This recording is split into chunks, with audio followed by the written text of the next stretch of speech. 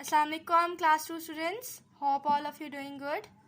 Students, it's your page number 5, place value. Write the number according to the place value. Students वो कह रही हैं जैसे कि कल हम लोगों ने अपना प्लेस वैल्यूज़ का कॉन्सेप्ट पढ़ा था जिसमें वंस और टेंस का हमें बताया था. आज स्टूडेंट्स हम उसी कॉन्सेप्ट को आगे लेके जाएंगे और अपनी प्लेस वैल्यू को अकॉर्डिंगली हम अपने नंबर्स लिखेंगे कि वो हमें कौन सा नंबर कह रहे हैं.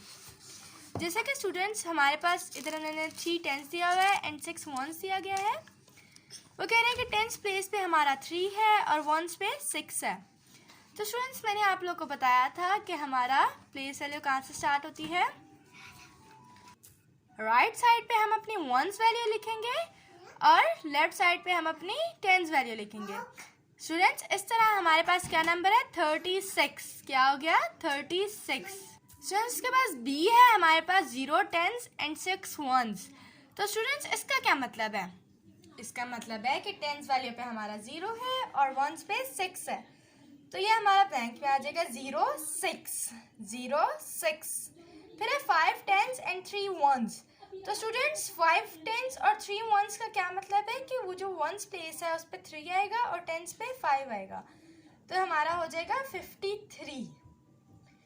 स्टूडेंट्स इसी तरह हम आप लोगों ने अपने अगले क्वेश्चंस करने हैं. उसके बाद जो क्वेश्चन नंबर 8 है उसमें ही हमें कह रही है राइट इन वर्ड्स. स्टूडेंट्स जैसे ऊपर हमने प्लेस वैल्यू पे डिजिट में अपना नंबर लिखा था, अब हम लोगों ने वही डिजिट वही देखते हुए उसको वर्ड्स में लिखना है. जैसे कि उन्होंने कहा 4 टेंस एंड 5 वंस, इसका हो गया 45. तो 45 को हमने वर्ड्स में कैसे लिख दिया FORTY 40 FIVE 5 45. इसी तरह हमारे पास 7 टेंस और 2 वंस है, तो ये हमारे पास क्या होगा 72. तो 72 हम कैसे लिखेंगे SEVENTY 70 TWO 2.